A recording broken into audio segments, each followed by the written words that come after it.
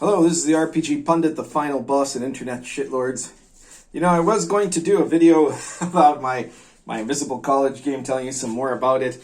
I really want to get into the part with the rules for creating your own hall and stuff like that, but something too good to pass up has come up instead, and from an unexpected source, a name I hadn't heard in a long time, Jessica Price. So if you don't know her, Jessica Price was one of the people in charge at Paizo for the Pathfinder RPG, which nowadays is almost a non-entity, you could say, but it was once upon a time, back around her time, when Wizards was bogged down in the lowest doldrums of their absolute crap 4th edition. Pathfinder was actually the most popular RPG in the world.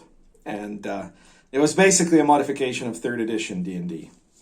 But it was very popular and a very big deal.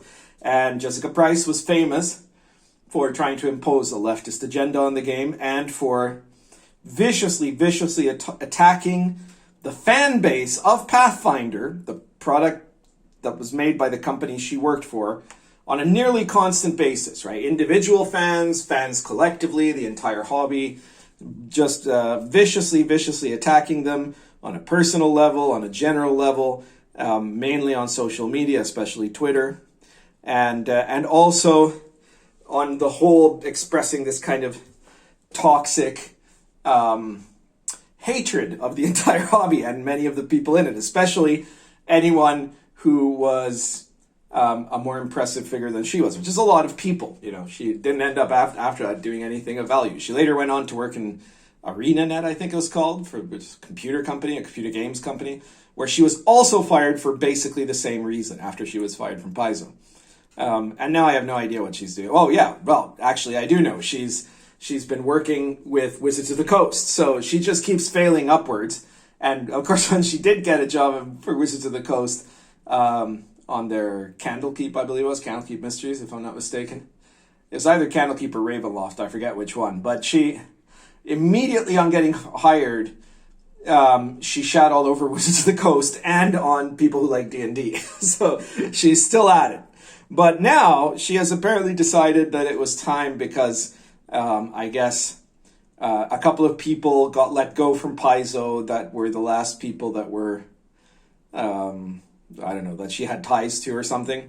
So she now went and did this epic Twitter rant where she just exposes all kinds of dirt about what Paizo was like, what working at Paizo was like. Now, this is Jessica Price. She's known to hyperbolize. A lot of the stuff she says doesn't necessarily merit believing, but a lot of the things she does say there do have a certain ring of truth. Some of them don't. Some of them, who knows, right? But there are certain things that I think are almost doubtlessly true. And the main gist of it leads to, ironically, something that I've been saying for a very long time. But let's start from the beginning. She was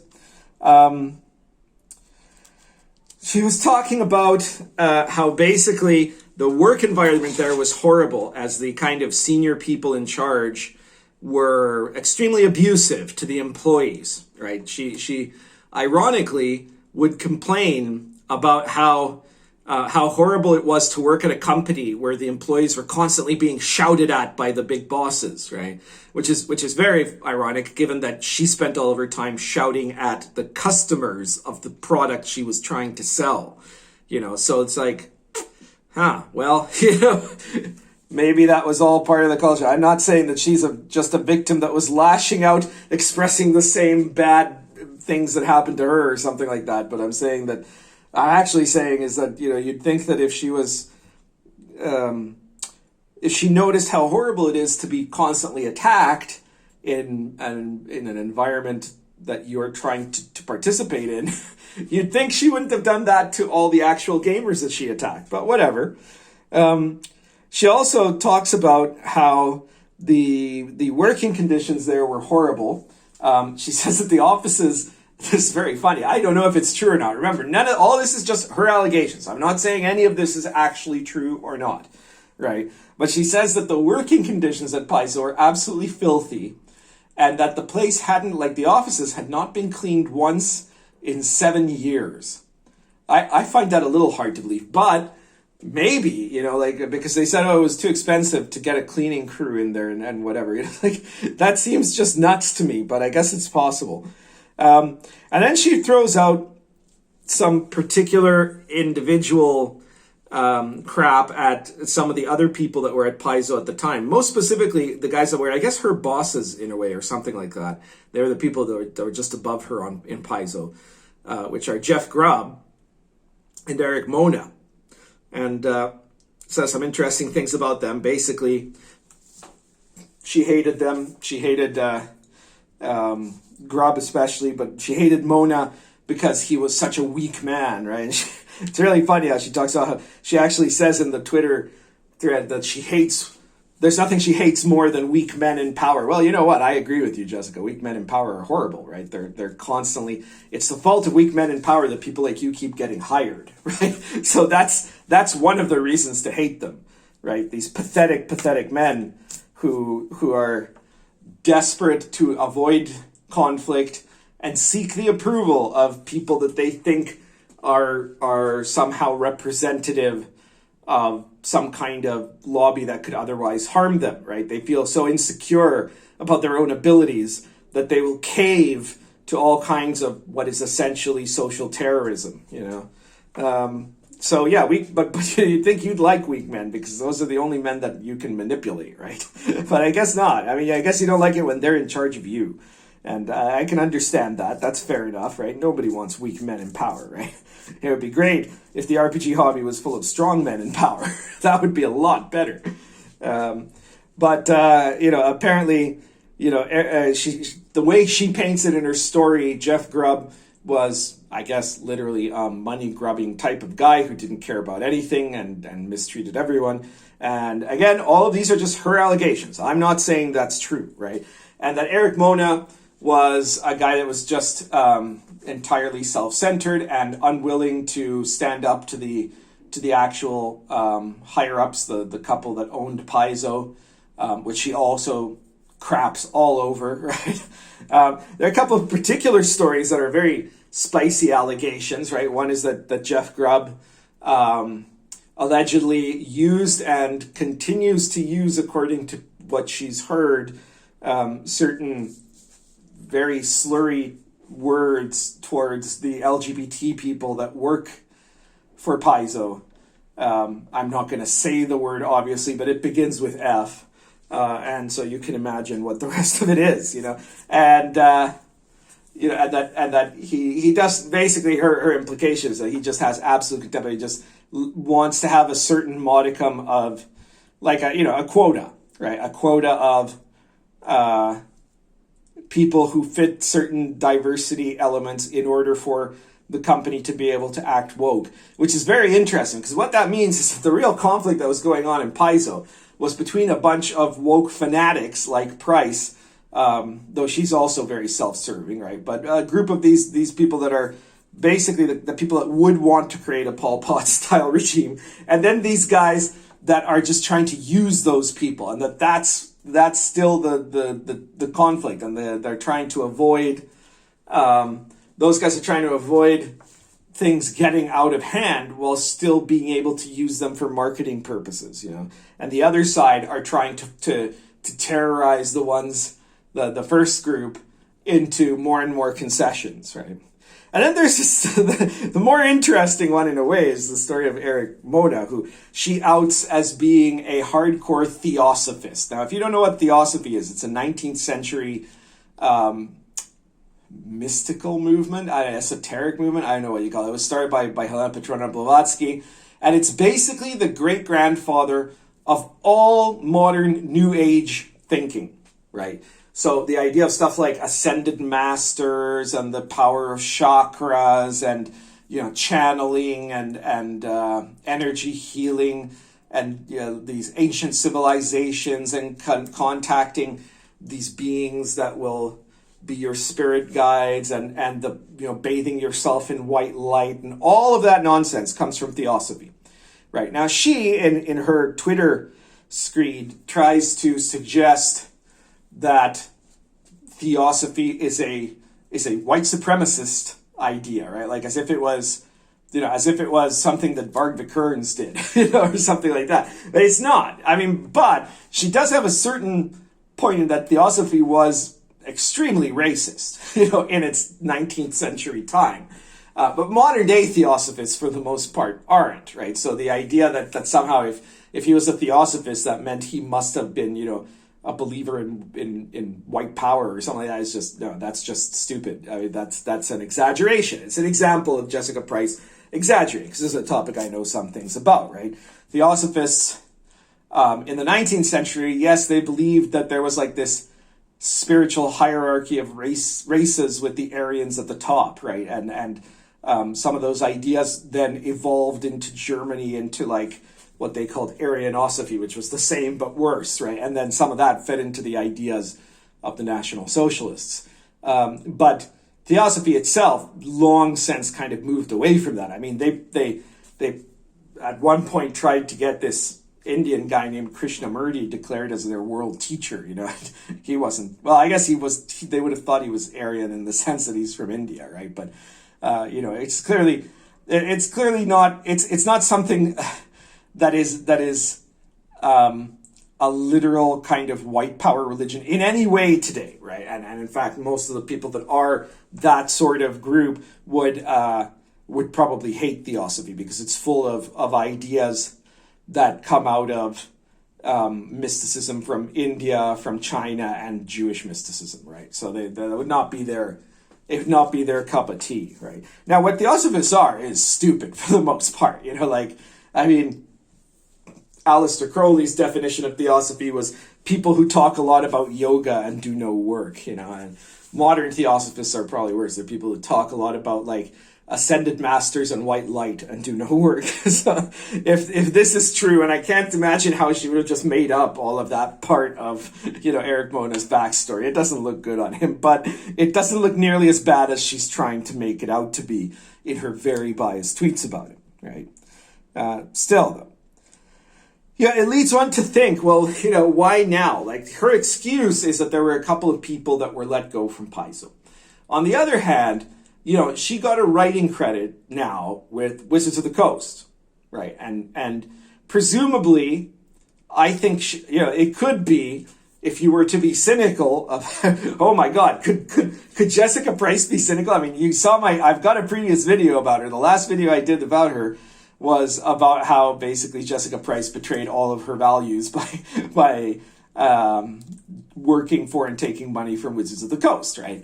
I think she's looking for a job from them, and she might have figured that crapping all over one of their bigger competitors, even though they're no longer anywhere close, but they're still a big competitor compared to others these days, that might get her some brownie points for moving up in Wizards. That's a speculation, but it certainly seems like a credible idea given everything we know about how she acts. Right? Like, she was part of the boycott Wizards crowd, and then she turned on a dime and worked for them.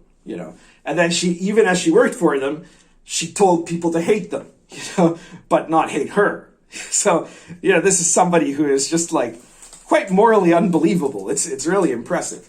But none of that matters so much to me as like the one thing she said, this one quiet thing out loud, that is a burn on all of these people that like to fancy themselves industry professionals. Okay, because for a long time now there has been, I can remember this going on even from like 2002, 2003, on RPGNet back then, and there were these people who were the industry professionals, quote, right? They were the people that had jobs where they were doing writing or editing or bringing coffee or whatever at Wizards of the Coast or one of the other companies, right? The people who were making Shadowrun at the time, or the people who were,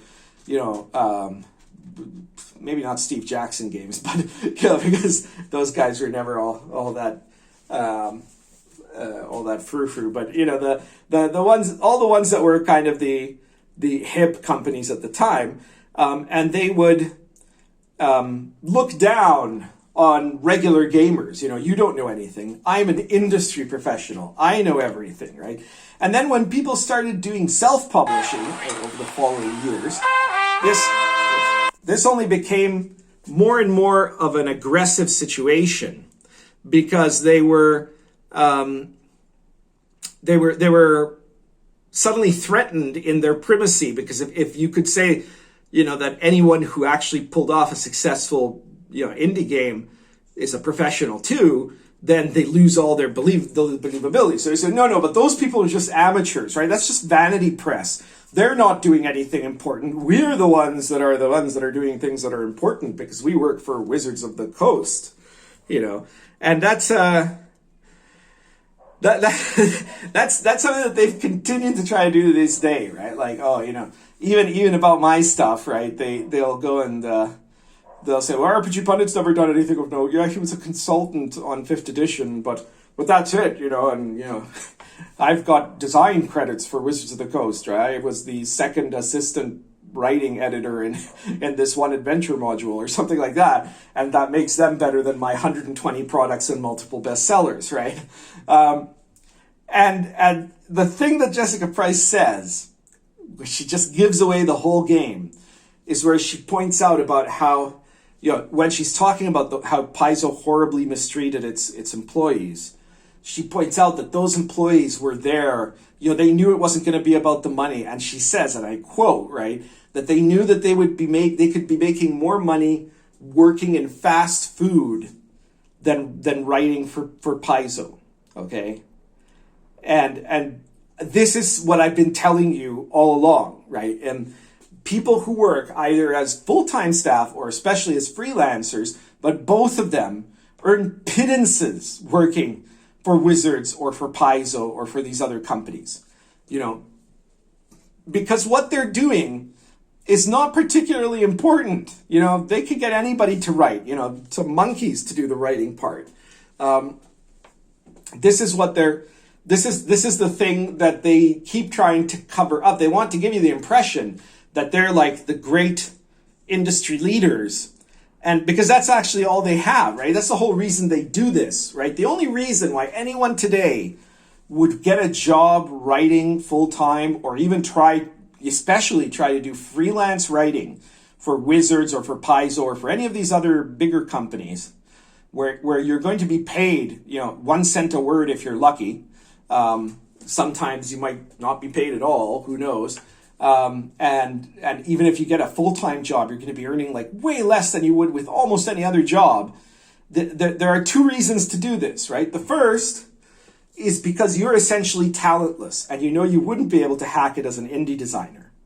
And the second is because even though you're not going to earn enough to be able to like have your own apartment or anything, having that job allows you to brag on Twitter that you're a professional, and this is this is the moment now. Jessica Price has confirmed that that's all bullshit. You're not a professional. You're a wage slave, right? You're a nothing, right? You're somebody that is essentially a serf for a company that is itself producing products that are less interesting than the best indie stuff that's coming out, including almost all of the OSR. Any one of my OSR books, or The Last Sun, Invisible College, Dark Albion, any of those are better than anything that Paizo or Wizards of the Coast puts out. And they might say, oh yeah, but Wizards of the Coast sells more. Yeah, sure, Wizards of the Coast sells more than me, obviously, levels of magnitude more than me. But of course, that's because they have their books all over Barnes and Noble. They get priority on Amazon. They spend a ton on marketing. They put their books out everywhere. And their books aren't bad, don't get me wrong. They're just mediocre. They're mediocre because the people that manage those companies are mediocrities. The people that edit those products are mediocre people. The people that write it are mediocre. And they've been mediocre for a long time. Now they're tending to getting worse than mediocre, because on top of everything, they have to fulfill this corporate woke agenda, which makes them worse. But those products are out there all over the place. That's fine, but you're not seeing any any profit from them. All the people that brag about being industry professionals are not making any money off it, right? Except unless you're at the like very, very top of the scale, right? Like the level where Mike Whirls was when he was running Wizards of the Coast, or apparently the level that, you know, Jeff Grubbs or Eric Mona were at when they were running Paizo, you know. I forget which of the two, but one of the two in this Twitter, you know, this Twitter explosion that Jessica Price wrote, she points out that one of them came back from some convention bragging about the $3,000 suit he'd bought, you know, and how that was like much more than the monthly wage of any of these people, you know, like that they were, you know, that it was like she implied that it was like double what they earned or something like that, you know. So like that tells you just how pathetic it is to be a supposed industry professional working for the big companies, you know. I mean, I worked for Wizards of the Coast as a consultant, not a freelancer, not a wage slave, you know, writer, because also those people get no input in terms of creativity, or practically none. You know, they might get to throw in an idea here and there, but they're basically told what they must write, what they can't write. You know, they can't put in stuff that they want. And, you know, Price also admits that. She talks about how there were like things that they wanted to put in that they weren't allowed to put in. And that's even in like woke freaking Pathfinder, right? Because it's all being determined by this kind of corporate culture. So you know, those guys are not, they're not people that get to apply any of their creativity, which is good for them, I guess, because most of them have very little creativity. And secondly, they're people that are not making any special fortunes. You know, the owners of the company are, but they themselves are earning, I would guess, much less than I do at this point, you know, like in terms of wage, being an indie designer, you know. So that's pretty sad, actually, you know. And thank you, Jessica Price, for finally having someone admit it in public, you know. Because that pretty much puts the end to the whole bragging rights of the supposed industry professionals that are trying to look down on OSR designers. You know, we're making more money than you.